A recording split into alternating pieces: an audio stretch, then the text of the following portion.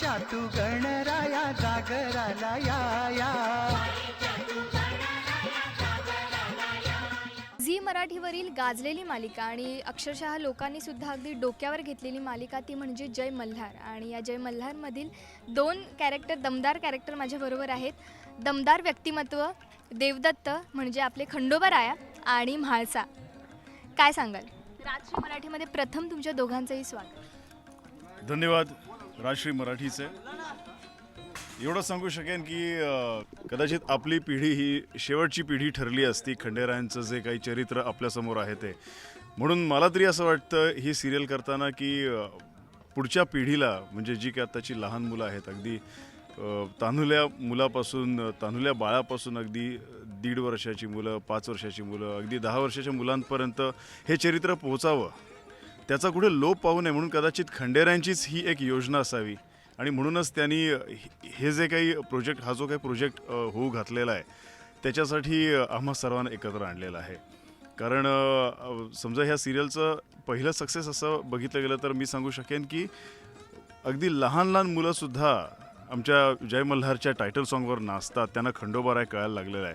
म्हणजे कदाचित हे जे आपल्या पिढीसाठीच जे काही चरित्र लोप पावणारं होतं ते कदाचित लोप पावणार नाही. खरं आहे ही गोष्ट तुम्ही जशी सांगितली की खंडोबारायाची कहाणी ही कुठेतरी लोप पावलेली म्हणजे किंवा विसर पडलेला पण ती पुन्हा एकदा तुम्ही लोकांसमोर घेऊन येते.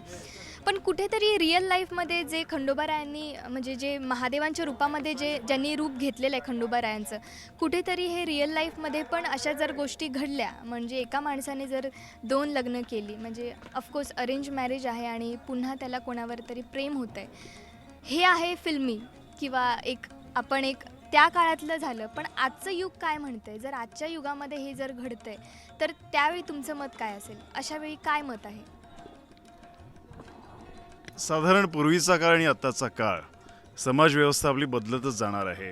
ह्याच्या पुढचा सुद्धा जो काळ असेल तेव्हासुद्धा समाज व्यवस्था काहीतरी वेगळी असणार आहे. कारण आपण फार दूरचं उदाहरण नको पण राजांचं उदाहरण घेऊया. शिवाजी राजांची सुद्धा 6 लग्न झाली होती पण त्यांच्यामागे त्यांचा जो उद्देश होता तो फार वेगळा होता. तो म्हणजे की प्रत्येकाशी ह्या 6 मुलखांशी समजा आपली सोयरीक जोडली गेली तर तो 6 मुलूख आपल्याला येऊन मिळेल. आणि हे 6 मुलूख आणि किंवा अजून काही मुलूख एकत्र आले तर एक खूप चांगली शक्ती निर्माण होऊ शकते ज्याचा उपयोग समाज व्यवस्थेसाठी होऊ शकतो. आणि त्या अनुषंगाने ही जी परंपरा थोडी चालत आलेली आहे. सध्याच्या युगामध्ये सुद्धा आपण बघाल तर काही बाबतीत आपल्याला द्विभार्या प्रकार बघायला मिळतो. साधारण पुढचा वंशज वाढण्यासाठी किंवा अजून काही कारणास्तव ह्या गोष्टी पाळल्या जातात. पण याच्यामध्ये काही वावगं आहे असं म्हणता येणार नाही. पण मला असं वाटतं की कायद्याच्या चौकटीत राहून ह्या गोष्टी केल्या तर नक्कीच या चांगल्या असतील. जेजुरीच्या खंडेराया जागराला या.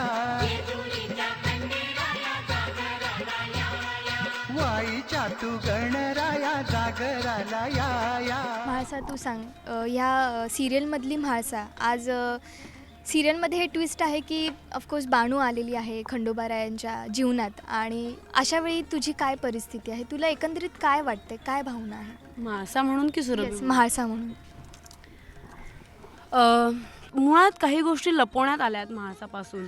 तर त्या ज्या गोष्टी जर स्पष्ट तोंडावर सांगितल्या असत्या किंवा जर तिला जसं तिला माहीत नाही आहे की ती पार्वती आणि तिने वचन वगैरे दिलं आहे तिला हे काहीच माहीत नाही आहे. जर तिला हे आधीच क्लिअर केलं असतं तर ही स्टोरी पण पुढे वाढली नसती आणि हे सगळं झालं नसतं.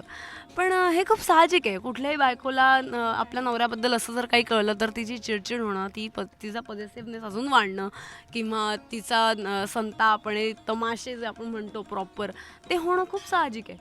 त्यामुळे ते सीन वाईज म्हण किंवा आता मी मगाशी सांगितल्याप्रमाणे आमच्या सेटवर आल्यानंतर असं होतं आजकाल की इन्व्हॉल्वमेंट इतकी झाली आहे प्रत्येकाची सेटसोबत किंवा प्रत्येक कॅरेक्टरसोबत की इथे आल्यानंतर ते आपसूक होतं सगळं की नाही आता मी म्हाळसाच आहे मग हा खंडोबाचं आहे मग ती बाणाईच आहे मग तसे त्या वाईज आम्ही तसंच वागतो. त्यामुळे ते चिडचिड ते राग सगळं ते आपोआप येतं की हां स्क्रिप्ट दिसली ना हां आता मला असंच करायचं आहे हां मला याच्यावर राग आहे बस तो राग दॅट्स इट. तो तसाच असतो म्हणजे आम्ही एकमेकांना टॉन्टही असं टॉन्ट मारतो की तुझा राग खरोखरचा आहे माझ्यावर होते कारण ते दिवसभर तसंच 12 तास तेच असतं ना. पण इथे मला खूप चांगला प्रश्न आठवतोय की खरं तर दमदार व्यक्तिमत्व तर आहेच, पण ह्या शरीर शौष्ठ्याचं काय काय आहे मत? कारण की पूर्ण वेळ तुम्ही सेटवर घालवताय, मग त्याला कसा वेळ देताय? जिम प्रॉपर पाहिजे, त्याला प्रोटीन्स वगैरे घेणे, म्हणजे या सगळ्या गोष्टी येतात. तर हे कसं शक्य करताय? माझं दिवसाचं रेजिम, माझं म्हणजे आमच्या प्रत्येकाचं दिवसाचं रेजिम असं की कॉल टाईम मिळतो 8:15 ते 8:30 या दरम्यान आम्ही सगळे इथे सेटवर नमस्कार करायला असतो. त्याच्यानंतर रात्री साधारण 10 ते 10:30 पर्यंत आमचं शूट चालतं आणि विगरस शूट चालतं. त्याच्यामध्ये खंड नसतो. थोडासाच काही विरंगुळ असेल तर एक 5-10 मिनिटाचा असतो ब्रेकमध्ये वगैरे, पण कंटिन्यूस आम्ही शूट करत असतो. ते झाल्यानंतर घरी पोहोचेपर्यंत 11-11:15 वाजतात आणि मग तेव्हा माझा दुसरा दिवस चालू होतो, तो म्हणजे माझ्या वर्कआउटचा. साधारण रात्री 12 ते 2 ह्या वेळेत जमेल तसा मी तास दीड तास माझा व्यायाम करतो. म्हणजे ज्यावेळी सर्व लोक आरामात घरी पांघरूण घेऊन वगैरे झोपलेली असतात, तेव्हा मी माझे हेवी वेट्स उचलत असतो किंवा ट्रेडमिलवर माझ्यात धावत असतो.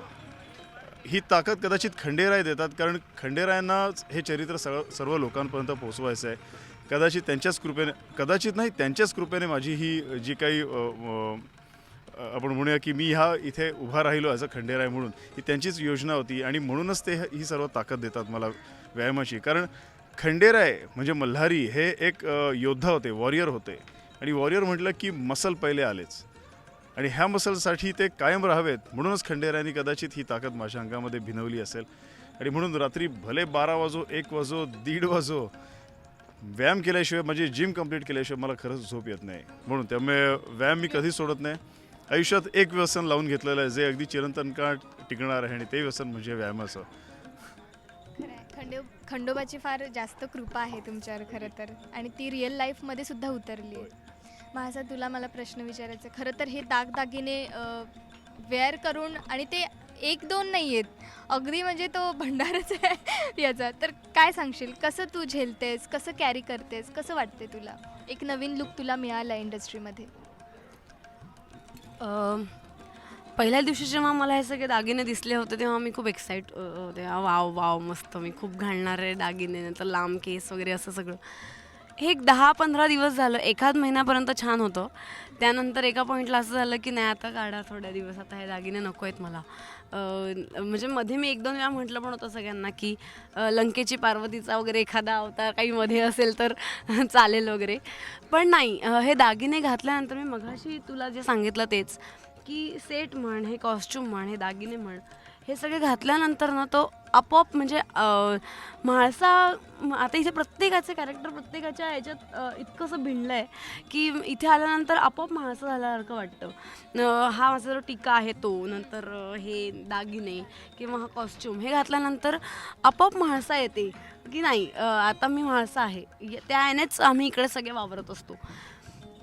आणि काय नाही, खूप छान वाटतंय. म्हणजे मला असं वाटतं की नाही, इतकं काही हे नाही आहे या सिरियलसाठी काय, आणि मुळात हे दागिने म्हणजे या सिरियलची शान आहे. ती दागिनेच नसतील तर मग काही उपयोग नाही. म्हणजे त्या मी म्हाळसा करून काय पॉईंट आहे ना, म्हणजे काही नुसतीच वेणी, नुसताच कॉस्ट्यूम नाही. दागिने घातल्यानंतर ती म्हाळसा जास्त उठून दिसते. तिचा जो रिचनेस आहे, जेजुरीची, सोन्याची जेजुरी जर म्हणतात तर मग तेवढं सगळं सोनं आणि तेवढे सगळे दागिने, ही तिची शान आहे. त्यामुळे सिरियल जोपर्यंत छान चालती आहे ती दागिन्यांमुळे चालते असं मी म्हणू शकेन. थँक्यू सो मच दोघांनाही. राजश्री मराठीच्या प्रेक्षकांना ॲक्च्युली उत्सुकता होती की दोघंजणं कधी समोर येत आहेत, कधी काय काय आम्हाला सांगतायत. त्याच्यामुळे थँक्यू सो मच. खंडोबा रायांची कृपा अशीच तुमच्यावर राहू द्या अशी मी अपेक्षा करते. Thank you so much. धन्यवाद. आमच्या ह्या रसिक प्रेक्षकांना आम्ही दोघेही सांगू की काही करा, व्यसन करू नका. व्यसन समजा असेल तर ते फक्त व्यायामाचं व्यसन ठेवा, चांगलं खाण्याचं व्यसन ठेवा, खवय्ये व्हा आणि व्यायामपटू व्हा. Stay fit. या कोट जय मल्हार.